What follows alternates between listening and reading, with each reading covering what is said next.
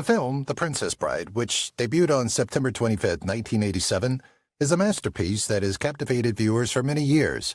This fantasy tale, which was directed by Rob Reiner and is based on William Goldman's book, skillfully combines humor, romance, and daring action.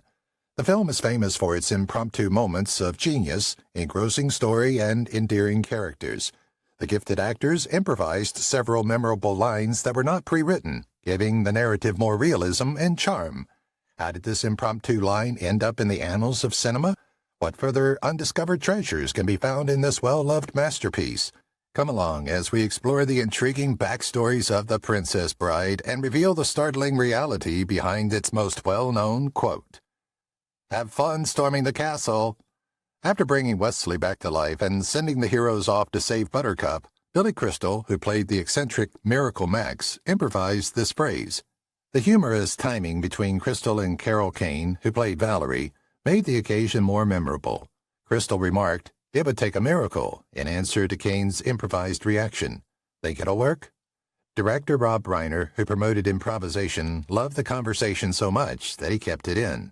Carrie Elways and Mandy Patinkin reportedly had to bite their lips to keep from giggling during their takes because the performers' improvisations were so hilarious. In late 1986, this scene was shot at Surrey, England's Shepperton Studios. During long days of filming, Crystal kept the crew's spirits up by entertaining them off-camera with impressions. This phrase has since become a favorite quotation among fans, and his portrayal of Miracle Max remains one of the movie's most memorable scenes. You killed my father. Prepare to die. Despite being scripted, Mandy Patinkin's rendition of Inigo Montoya's famous remark had a profoundly intimate emotional depth. In an interview, Patinkin disclosed that he used Inigo's need for vengeance as a way to cope with his sadness at the death of his father. His repeated declaration, "Hello, my name is Inigo Montoya. You killed my father. Prepared to die," became one of the most impactful scenes in the movie because of this unfiltered emotion. The Baron's Hall at Penhurst's Place in Kent, England, served as the setting for the pivotal fight with Christopher Guest's character, Count Rugen. With the help of renowned sword trainer Bob Anderson, who had trained Errol Flynn and worked on Star Wars, the actors practiced the battle for weeks. Since saying this line seemed like a cathartic homage to his father, Patinkin later acknowledged that this was his favorite role. It is still one of the most memorable vengeance lines in movie history, and fans still quote it today.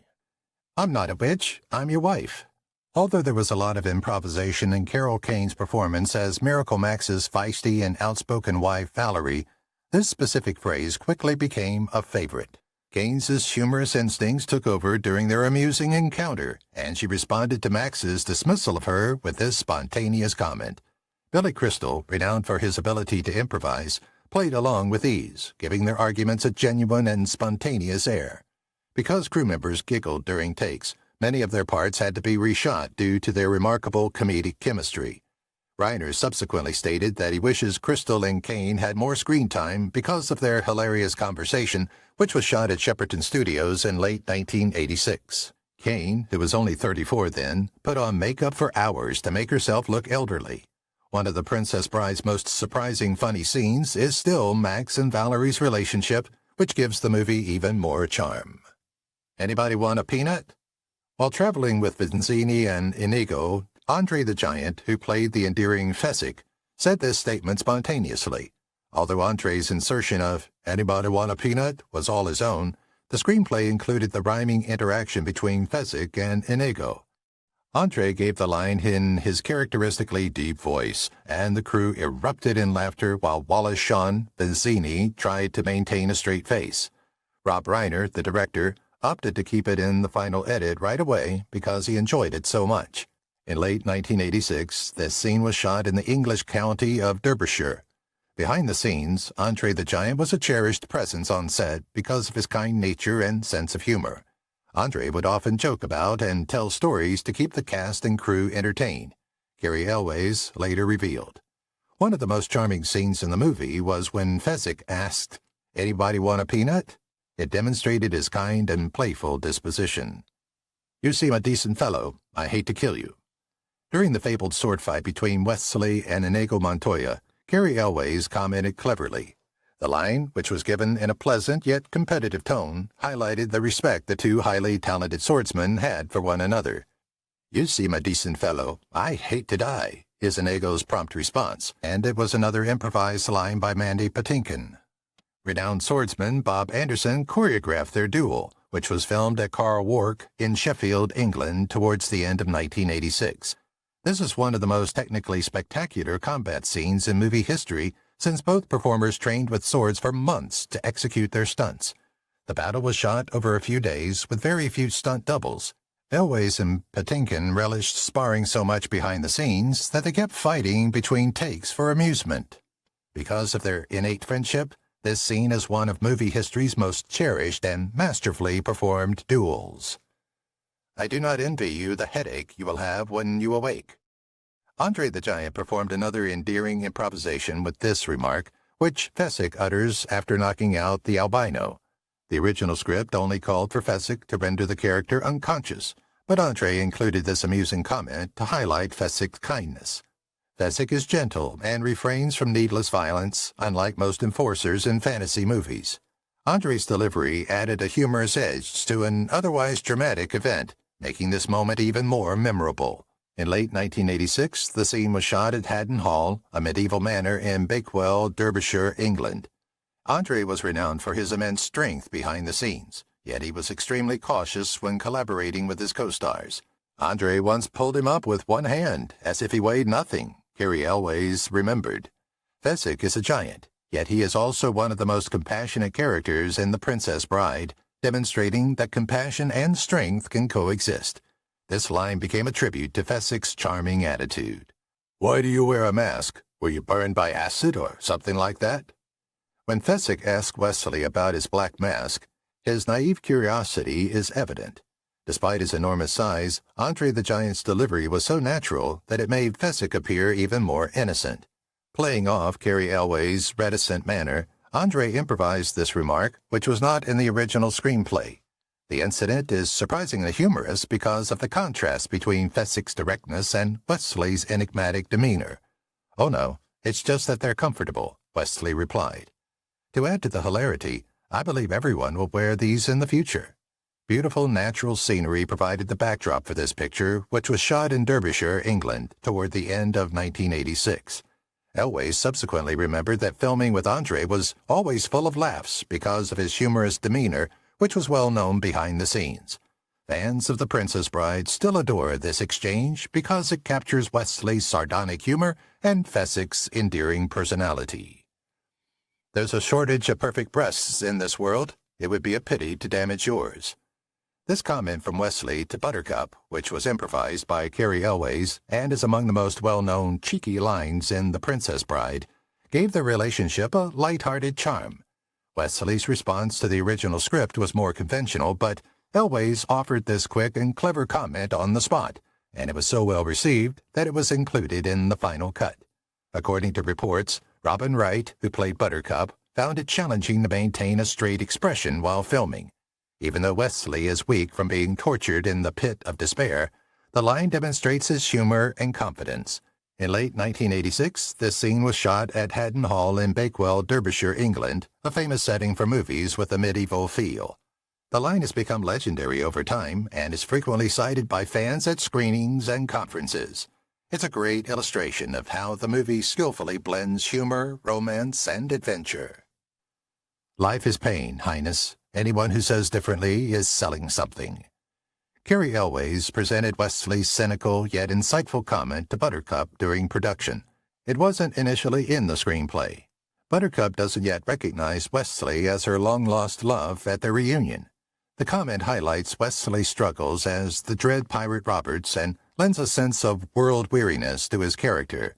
Since then, the statement has gained popularity, being cited by admirers and even in philosophical conversations.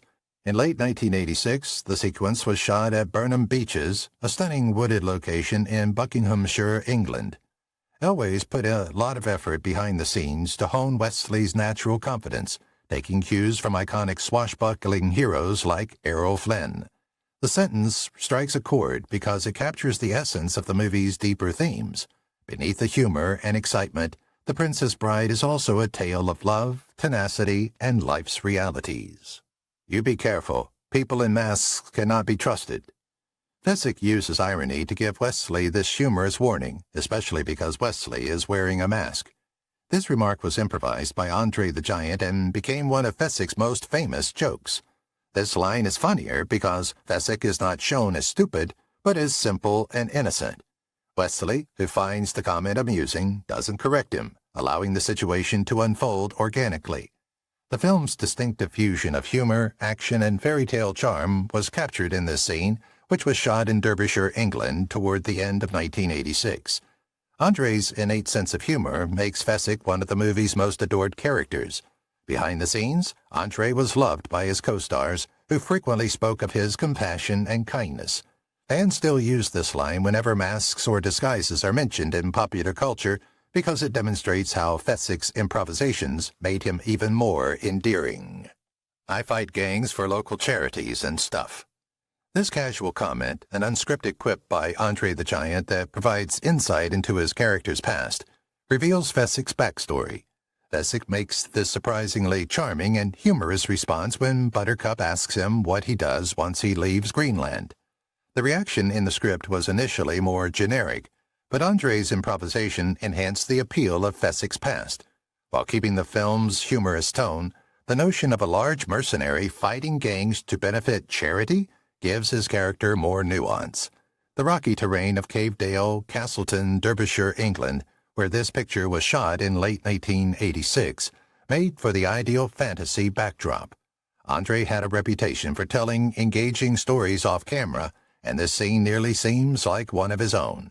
Because it makes Fezzik even more endearing, despite his strength as a combatant, he is a kind person who sincerely wants to help others. The line is a favorite.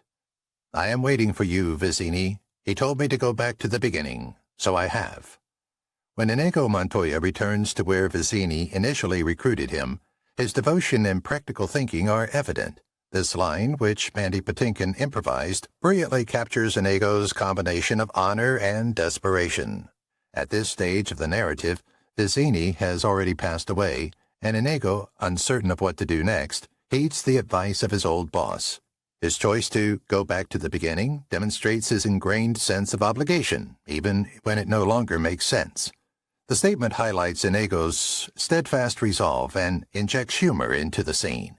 This scene was shot in late 1986 at Burnham Beeches in Buckinghamshire, England, and the film's fairy tale-like aspect was enhanced by the area's ancient trees and ethereal atmosphere. Later, Patinkin claimed that playing Inigo Montoya was one of the most fulfilling parts of his career because it allowed him to combine humor, action, and genuine emotion into a memorable performance.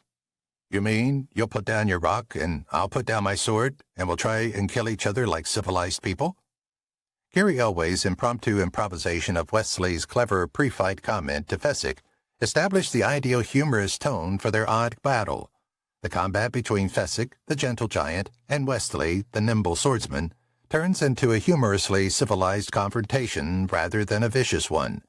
This sequence is especially striking because of the contrast between Fezzik's physical power and Wesley's sharp wit. In late 1986, it was shot in Derbyshire, England, which is known for its beautiful scenery. Because of Andre the Giant's enormous size, organizing the fight behind the scenes was difficult because Elway's had to take care not to get seriously injured. Indeed, Elway subsequently disclosed that Andre's enormous hands were so big that it took him a time to recover after he gently knocked him unconscious in a single take. Because it defies expectations and transforms what could have been a vicious fight into a fair and almost gentlemanly contest, the humor in this scene continues to be a fan favorite. You've done nothing but study swordsplay? One of Inigo Montoya's most famous responses to this statement from Wesley is, "More pursue than study." Mandy Patinkin improvised this statement, revealing to viewers that Inigo's problems extend beyond his desire for vengeance. Lately, I've been reduced to drinking. The emotional toll of his father's passing and his job as a hired swordsman is hinted to in this line. The duel is still regarded as one of movie history's most famous sword fights. It was shot at Carl Work in Sheffield, England, towards the end of 1986. The actors underwent extensive training with renowned fight choreographer Bob Anderson to make their moves as smooth and convincing as possible. Later, Patinkin acknowledged that this phrase was one of his favorites, since it gave Inigo a genuine human face. It brought humor and a hint of melancholy, demonstrating that Inigo was more than a talented fighter, but also a forlorn man who found meaning only in exacting revenge for his father's death. Why are you smiling? Wesley is perplexed when, despite their fierce battle, Inigo smiles confidently during their duel. In keeping with his character, Patinkin improvised the now famous response, "Because I know something you don't know." This light-hearted comment heightens the tension and foreshadows Inigo's big reveal. He has been battling with his weaker hand the entire time. It's a fantastic scene that perfectly sums up the movie's action, humor, and strategy. To perfect their fencing talents, Elwes and Patinkin practiced every day for months before the battle, which was filmed at Derbyshire, England, in late 1986. This was one of his favorite interactions, Patinkin later disclosed, because it conveyed Inigo's confidence and skill with a dash of theatricality. As one of the best sword fights in film history, the actual combat is still considered legendary. In particular, this spontaneous statement turned into a fan favorite, enhancing Inigo's allure and generating anticipation for the next round in the battle. You have a great gift for rhyme. A light-hearted rhyming exchange that wasn't in the original script occurs between Inigo and Fezzik as they ascend the cliffs of insanity. Andre the Giant's now famous "Anybody want a peanut?" suddenly ended the event. Director Rob Reiner appreciated the spontaneity so much that he preserved it in the final cut, and the entire team reportedly started laughing. This sequence, which was shot in England, brilliantly captured the performers' sincere chemistry. It also reaffirmed Fezzik's endearing nature. Despite his size and imposing presence, he retains a sense of innocence and enjoys wordplay. Andre's sense of humor frequently made his co-stars giggle behind the scenes, and this particular incident was a prime example. Even in a novel featuring sword fights and adventure, the little unplanned moments can have the most significant impact, as seen by the rhyming exchange that became a fan favorite. You never said anything about killing anyone. There were so many amusing improvisations in Wallace Shawn's portrayal of the cunning yet cowardly Vizzini, and this phrase was among his best. When matters get serious, Vizzini, the alleged mastermind behind Buttercup's kidnapping, is ready to place the blame elsewhere, revealing his weak character. After realizing that his alleged brilliant plan would cause harm, he used this statement to solidify further his reputation as a self-serving scam artist rather than an absolute evil. The sequence was shot in late 1986 at Burnham Beeches in Buckinghamshire, which was picked because of its verdant, fantasy-like forest backdrop.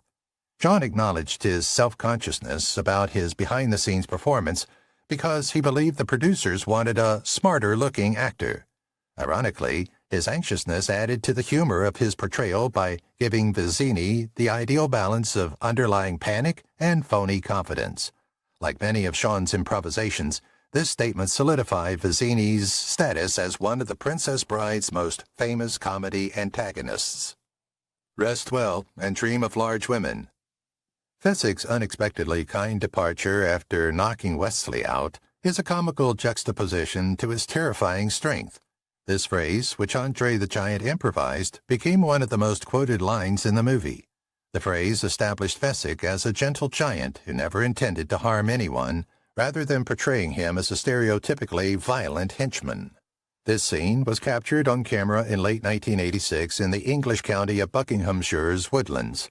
Off-screen, Andre was renowned for his warmth and compassion, and his co-stars frequently praised him for being protective and compassionate. During breaks, to the laughter of the actors and crew, Andre would hold him in his vast arms like a baby, Gary Elwes later revealed. Fezzik became one of the most adored characters in The Princess Bride thanks to this spontaneous quip, which enhanced his charm. Fans cite this line today, demonstrating Andre's enduring influence on the movie's reputation. My way is not very sportsmanlike. Fezzik acknowledges that his typical strategies aren't exactly fair as Wesley gets ready to battle him. This statement was created by Andre the Giant, which made Fezzik even more charming despite his tremendous strength. This scene emphasizes Fezzik's honesty and minor hesitation to fight unfairly rather than portraying him as a vicious warrior. The fight was tough to choreograph because of Andre's stature, and the scene was shot in Derbyshire, England, towards the end of 1986. According to Cary Elwes, Andre was so strong that someone might be knocked out cold with a gentle tap. The actual combat is a unique blend of humor and action, and when things become difficult, Fezzik even apologizes in the middle of the fight. This scene demonstrates that even the villains in The Princess Bride have a sense of honor and supports the film's humorous tone.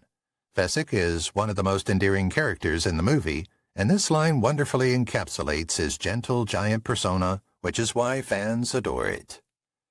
When I was your age, Andre the Giant added the touching remark, "When I was your age, I wanted to be a champion," on the spur of the moment during Fezzik's battle with Wesley. This gives Fezzik a rare moment of depth beyond his persona as the loving beast. It subtly alludes to his history, possibly a dreamy upbringing before joining Vizzini's gang. Filmed in 1986 in the undulating hills of England's Peak District, the scene is still one of the film's most charming moments. Andre's enormous girth presented a unique problem for the fight's choreography behind the scenes. Cary Elwes recalled that even a light tap from him felt like a hammer strike. The line emphasized Fezzik's tender and introspective personality, further enhancing his popularity among viewers despite his commanding presence. Due to this incident, Fezzik became one of the most beloved characters in The Princess Bride, which gave an otherwise humorous fight an emotional undertone. I see you're using Bonetti's defense. In addition to being one of the best duels in movie history, Wesley's battle with Inigo Montoya is also a fencing fan favorite. To give the swordplay a genuine feel, Cary Elwes studied actual fencing methods and improvised the statement while filming. History lovers were delighted by the allusion to Bonetti's defense, an authentic Italian dueling style, which gave The Princess Bride's fantastical setting a more grounded sense of reality. The rocky landscape of Carl Wark, Sheffield, where the sequence was filmed, enhanced the duel's dramatic effect. Legendary sword expert Bob Anderson trained Elwes and Mandy Patinkin for months to ensure their techniques were fluid and accurate. This fight is among the most technically remarkable in Hollywood history, as Elwes later disclosed that they executed almost all of the stunts themselves. Fans of historical fencing found the conflict even more captivating due to this spontaneous line, demonstrating Wesley's intelligence. Never go in against a Sicilian when death is on the line. Although Wallace Shawn's portrayal of the conceited and cunning Vizzini was outrageously energetic, his most well-known phrase was mainly improvised. Shawn's last words were overdone as he cackled before his theatrical collapse, "When death is on the line." The scene was both ridiculous and memorable because of his dramatic delivery. High gusts made filming the picture difficult in 1986 when it was shot at the Cliffs of Moher in Ireland. Shawn was quite anxious about his performance behind the scenes. He felt he had to prove himself because he thought the filmmakers had wanted Danny DeVito for the part. His portrayal of Vizzini, who is always trying to come across as more intelligent than he is, was ironically made funnier by his anxious energy. His abrupt departure solidified Vizzini's reputation as one of movies' most comically incompetent antagonists. Fans continue to quote this remark decades later, demonstrating its significance in the history of pop culture. I knew he was bluffing. Wesley smugly murmurs, I knew he was bluffing, after defeating Vizzini in the Battle of Wits. Cary Elwes created this remark because he thought it would give Wesley's character more depth. It implies that even though Wesley seemed assured the entire time, he might have been doubting himself. The scene was filmed at Burnham Beeches, a Buckinghamshire forest where several of the movie's opening sequences were filmed. You rush a miracle man, you get rotten miracles. Although Billy Crystal's portrayal of Miracle Max was already hilariously brilliant, much of his language was entirely spontaneous. This specific line, you get bad miracles if you rush a miracle man, one of Crystal's several ad-libs contributing to the character's unforgettable quality, was the sequence, which was filmed at Shepperton Studios in late 1986, needed several takes since the actors, particularly Mandy Patinkin, couldn't stop giggling. Director Rob Reiner urged Crystal, renowned for his quick-fire improvisation, to deviate from the screenplay as much as he desired. His influence from vintage Jewish comedians shaped Max's cranky yet endearing demeanor. It was one of the most amusing scenes to shoot because, according to reports, Crystal kept joking behind the scenes between takes.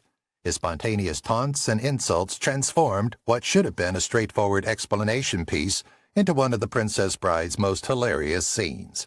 In particular, this line became a fan favorite and was frequently cited by ardent moviegoers. There's a big difference between mostly dead and all dead. As Miracle Max, Billy Crystal was allowed to improvise many of his lines, and this statement became one of his most frequently cited quotes. His delivery was so convincing that it felt like an ancient piece of wisdom handed down through generations of miracle workers. Rather than merely diagnosing Wesley as mostly dead, Crystal transformed it into a humorous, pseudo-medical distinction. There's a big difference between mostly dead and all dead. Mostly dead is slightly alive. Crystal's fast-paced improvisation made it difficult for the actors to maintain straight faces during the filming of this scene at Shepperton Studios. In fact, Mandy Patinkin subsequently acknowledged that he had bruised a rib from suppressing his laughing. Max's wife, Valerie, played by Carol Kane, was an excellent match for his enthusiasm and frequently responded to his criticisms with ad-libs. Because of their chemistry, the sequence felt natural and unplanned, making it one of the Princess Bride's most cherished comedy moments. Fans cite this remark when discussing the subtleties of life and death. Think it'll work? As Miracle Max is dispatching Fezzik, Inigo, and Wesley, Valerie poses the question that everyone is considering. Do you believe it will work? Never one to pass up a joke, Crystal improvised his deadpan reply, "It would take a miracle." This last barb at his knowledge gave the scene the ideal punchline. Mandy Patinkin and Carrie Elways continued laughing, ruining several takes and making it difficult for the performers to maintain calm. In addition to lightening the mood, Crystal's improvisation implied that Max might still have faith in his skills despite his pessimism. Rob Reiner, the director, allowed Crystal and Carol Kane to freely play off one another during the scene's filming at Shepperton Studios. Their playful chemistry transformed what should have been a simple farewell into an unforgettable comedy moment. Crystal's flawless comedic instincts are demonstrated by the fact that this statement is still one of the most repeated in the movie. As you wish. One of the most beautiful and significant lines in The Princess Bride is Wesley's repeated remark, "As you wish," which expresses his undying love for Buttercup. With each speech, Carrie Elways purposefully changed the tone, making it occasionally playful, occasionally loving, and entirely spontaneous in one of the most famous instances. Wesley yells, "As you wish," as Buttercup pushes him down a steep hill, a frantic wail that exposed who he was. Elways later disclosed that he improvised this remark since he thought it needed a dramatic yet hilarious touch. Elways acknowledged that the tumble was confirmed, albeit not as hazardous as it appeared. The sequence was filmed at Bradley Rocks in Derbyshire, England. Robin Wright's response, staggering after him in disbelief, was heartfelt. The moment became even more poignant due to this impromptu delivery, solidifying "as you wish" as one of the most romantic catchphrases in film. The line's enduring influence is demonstrated by fans still using it as a statement of devotion. "Marriage is what brings us together today." Prince Humperdinck and Buttercup's wedding is one of the most surprisingly funny scenes in The Princess Bride. The clergyman, portrayed by comedian Peter Cook, speaks with an exaggerated and almost unintelligible accent. "Marriage. Marriage is what brings us together today." Although some of the dialogue was pre-written, Cook used his imagination to make a straightforward wedding ceremony hilarious. The cast struggled to maintain a straight face, so director Rob Reiner let Cook experiment with various delivery styles, each more hilarious than the last. Even the crew found it difficult to control their laughing during the scene's filming at Shepperton Studios. It's interesting to note that Cook's choice of voice was influenced by actual priests who spoke exaggeratedly.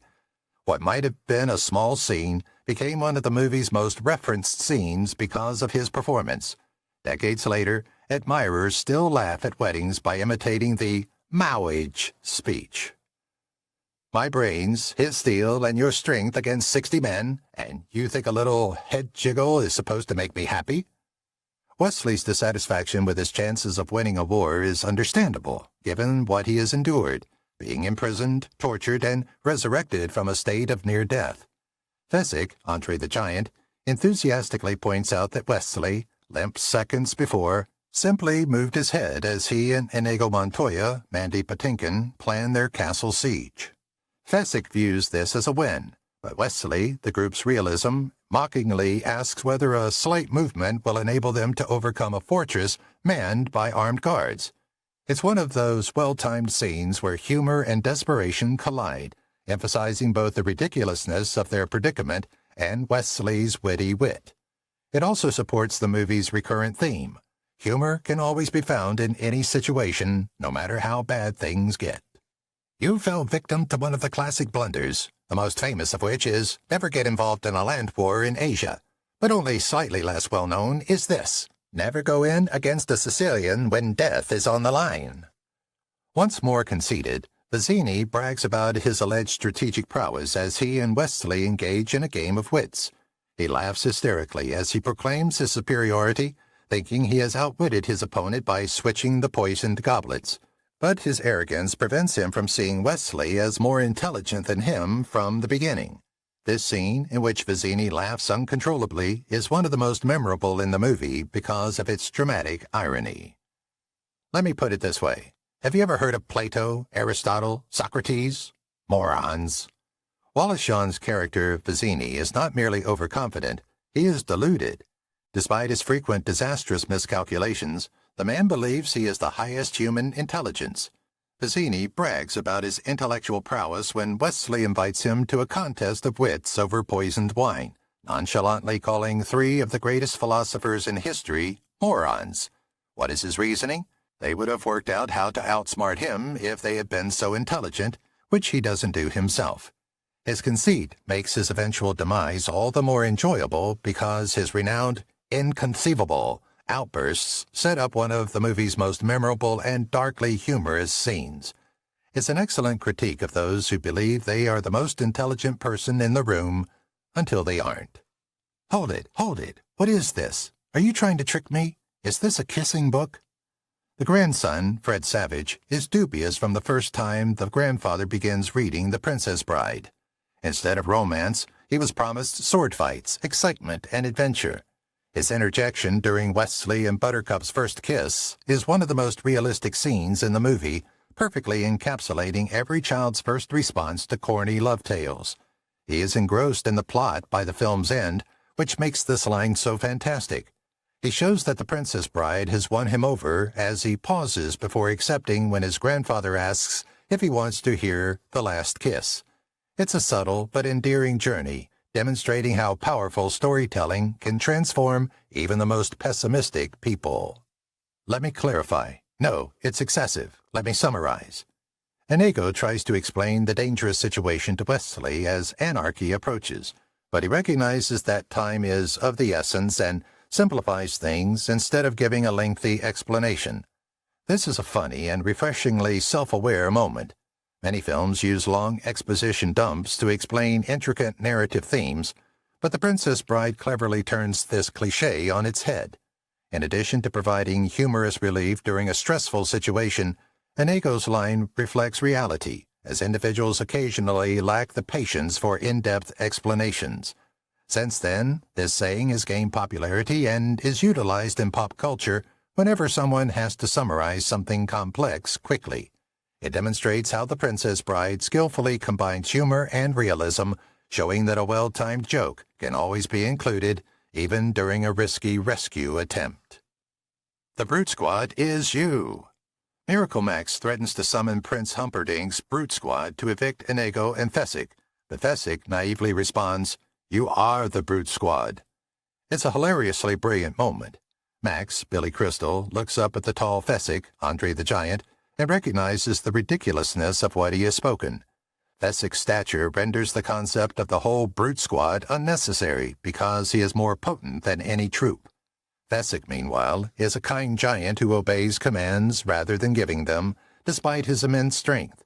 The film's wit, sharp, unexpected, and effortlessly funny, is aptly captured in this interaction. It also emphasizes Fezzik's sincerity and innocence, which makes him one of the story's most endearing characters. The movie ensures that heart and humor are always in the forefront, even during a frantic rescue effort. Additionally, the man from whom I inherited it is not the actual Dread Pirate Roberts. He went by Cummerbund. The genuine comic gem is found in the name of one of its previous holders, Cummerbund, but Wesley's admission that the terrifying Dread Pirate Roberts is nothing more than a title passed down from pirate to pirate is already a twist. The Princess Bride's name, more appropriate for an elegant dinner party than the high seas, perfectly captures the mix of humor and adventure. The legend of the Dread Pirate Roberts is made even more ridiculous by the notion that one of the most feared men in the world was initially called after a piece of formal attire.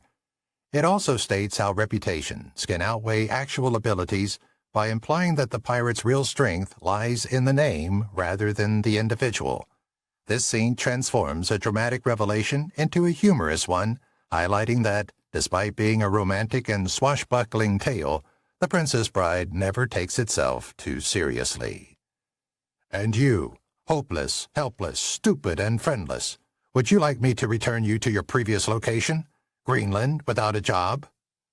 Vizzini's vicious taunts directed at Fezzik expose his true nature of cruelty and conceit.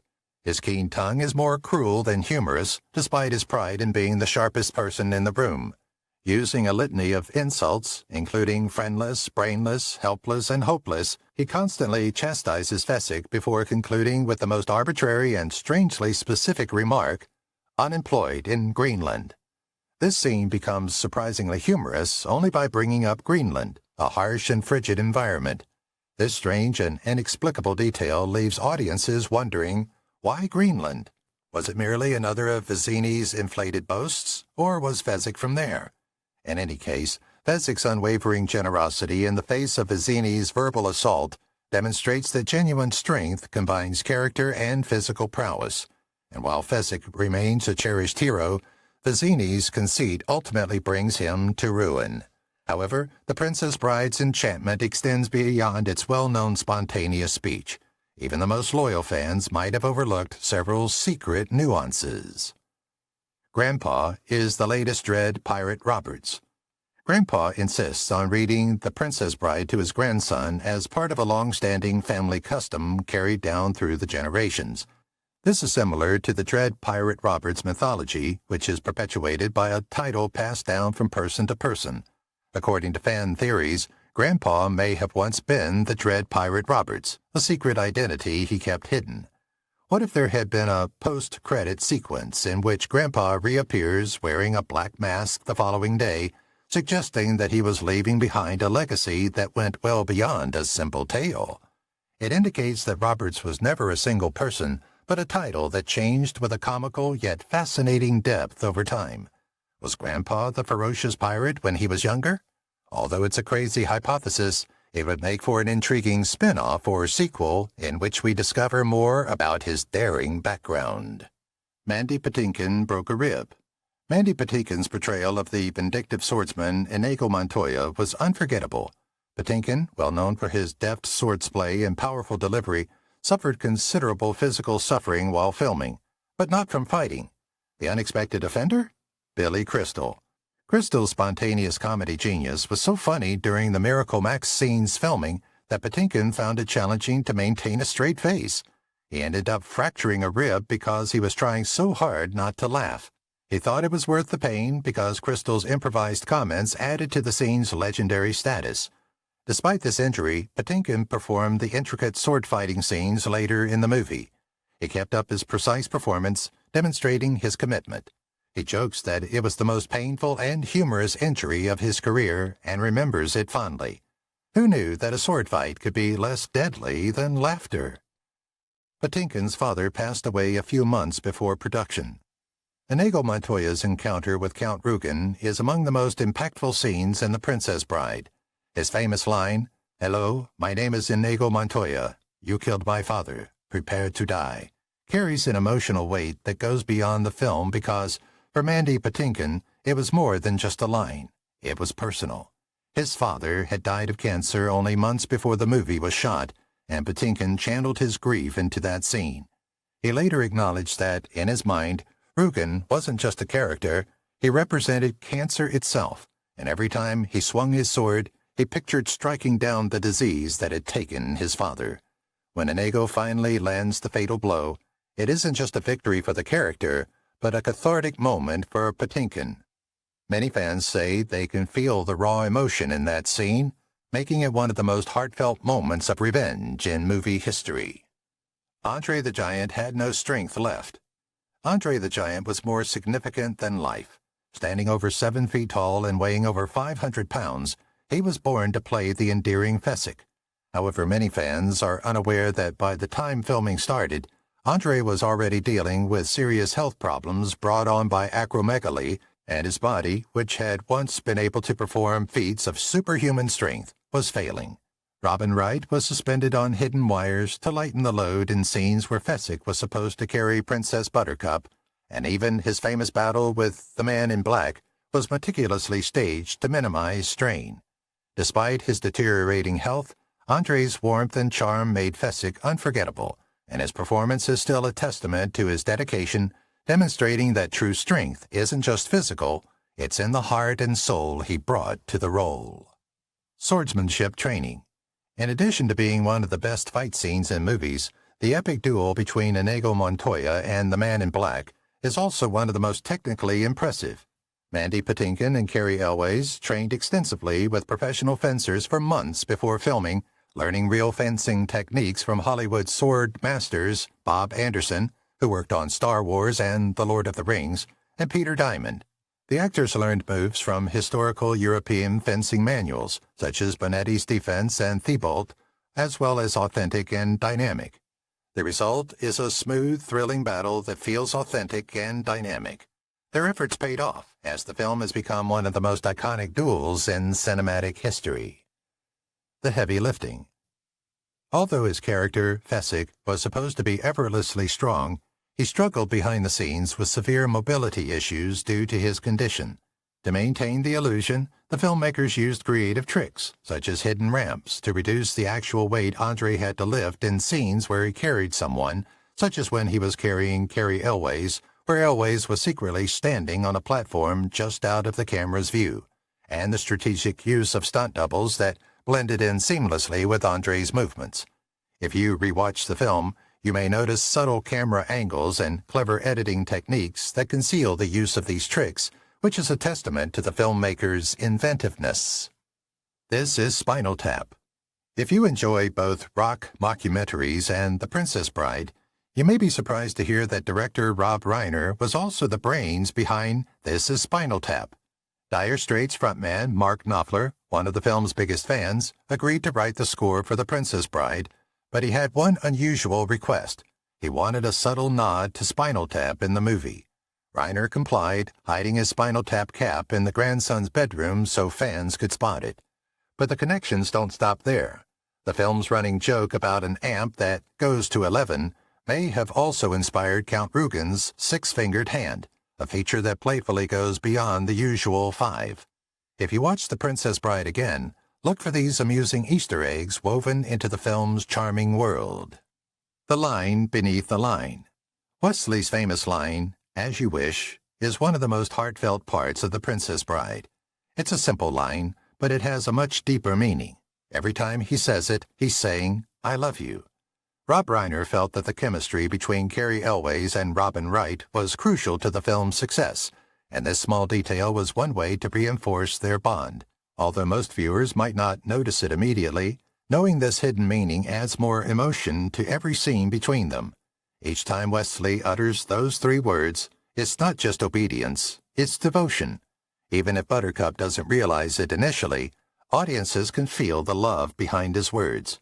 Now, the next time you rewatch the movie, you'll hear "As you wish" in a new way, realizing just how much weight those words carry. When Buttercup was a man. Stunt doubles are essential to filmmaking, but sometimes their disguises are more creative than expected. In The Princess Bride, Robin Wright's Buttercup had a stunt double, but instead of another woman, a man stood in for her in certain scenes. This was necessary during sequences filmed on treacherous terrain, where the risks were too high for Wright to perform them herself. The stuntman donned a dress and a wig, stepping in for moments where Buttercup had to navigate rough landscapes or perform physical stunts. If you watch closely, you might catch subtle differences in movement or posture in certain shots. It's one of the most fun behind-the-scenes facts that makes the movie even more enjoyable, especially if you challenge yourself to spot when Buttercup isn't Buttercup. It shows how much effort goes into making movie magic look effortless. Wesley and Buttercup weren't exactly acting. Grandpa narrates that Wesley and Buttercup's last passionate kiss is the most incredible in history, and it may not be an exaggeration. Cary Elwes and Robin Wright had a genuine on-screen chemistry and developed a genuine crush on each other during filming. The cast and crew noticed their flirtation, and director Rob Reiner even made fun of them for it. But when it came time for the climactic kiss, the connection was real, and Reiner insisted on multiple takes, perhaps just to give the two a reason to kiss again. Although their off-screen romance never turned into anything serious, their attraction made their on-screen romance feel even more genuine. How the Giant learned his lines. Andre the Giant was a legend in wrestling, but delivering complex movie dialogue was a different challenge because of his deep French accent and size, which made it difficult for him to speak clearly at a normal pace. To help him, director Rob Reiner recorded Andre's lines on tape, reading them and explaining how he wanted them delivered. Andre would then listen to these recordings repeatedly, practicing until he could say them naturally. Fezzik's dialogue was charming and humorous, making him a beloved character. Despite health issues during filming, Andre was devoted to the role and wanted to get it right, and his performance is a testament to his charm and dedication. Today, Fezzik remains one of the most beloved characters in the film, mainly due to Andre's unforgettable portrayal, proof that great acting isn't just about skill, but also heart. Wallace Shawn was scared of Danny DeVito. Wallace Shawn is renowned for depicting the haughty, chatty Vizzini, which includes memorable lines like, "Inconceivable." However, many fans are unaware that Shawn spent the entire filming process fearing that he would be replaced. Initially, the role was being considered for Danny DeVito, whose unique voice and comedic timing made him a strong contender. When Shawn was cast, he was excited, but he was also afraid that DeVito might take it back at any time, which made him even more frantic and high-strung, qualities that only strengthened the character of Vizzini.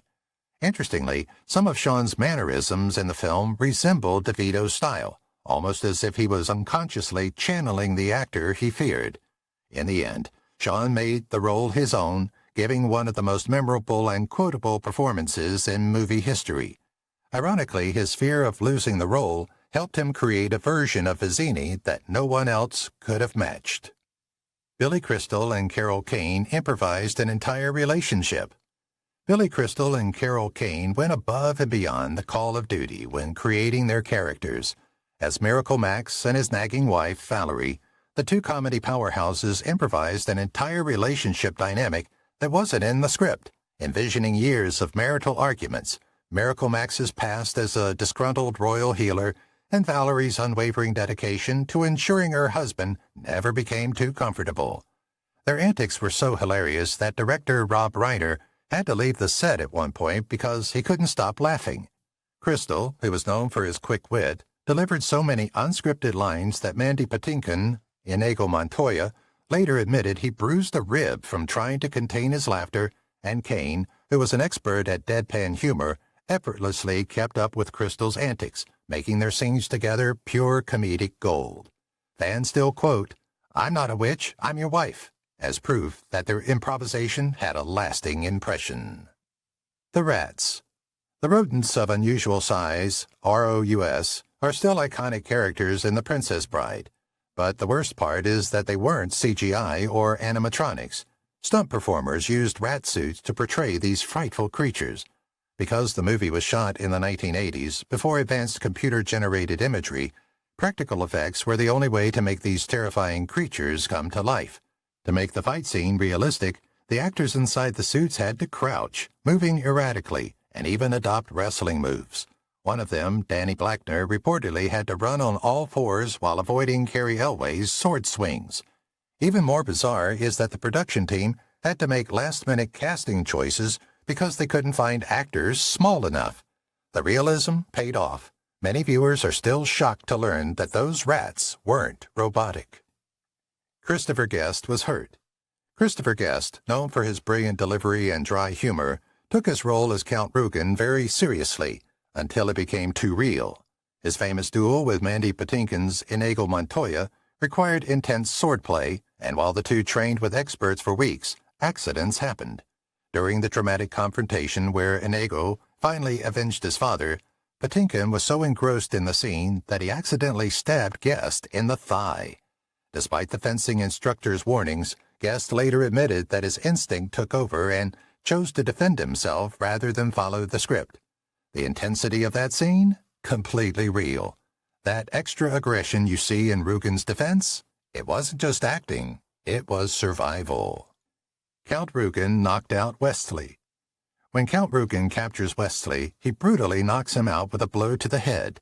Initially, the scene was supposed to be a well-timed, controlled stunt, but Cary Elwes, the method actor, told Christopher Guest to make it look real. The problem was that Guest hit too hard, and Elwes immediately crumpled to the ground, genuinely unconscious. The crew rushed in, realizing their lead actor was out cold, and when Elwes woke up later, he discovered Reiner had chosen to use the take in the final cut because nothing looked more convincing than an actual knockout. The two actors laughed about it later, but Guest couldn't get over his guilt for a while. Elwes, however, took it in stride, joking that few people can say they've been KO'd by Christopher Guest. Inigo returns every wound Rugen gave him. The Princess Bride's revenge arc is one of the most satisfying moments in film. If you pay close attention, you'll see something brilliant. Inigo Montoya not only defeats Count Rugen, but he meticulously returns every injury the villain has ever inflicted on him. Rugen slashed Inigo's face as a child, leaving him with scars, and later he wounds him in battle by stabbing him in the shoulder, forearm, and stomach. When Inigo finally gains the upper hand, he gives Rugen identical wounds, a cut to each cheek, a stab to the shoulder, a slice to the forearm, and finally a sword thrust to the stomach. This was not an accident. Patinkin and the filmmakers planned it as poetic justice, making Inigo's revenge feel even more meaningful. But the real punch? As Rugen begs for his life, Inigo simply replies, "I want my father back, you son of a," before killing him. The torture device makes zero sense.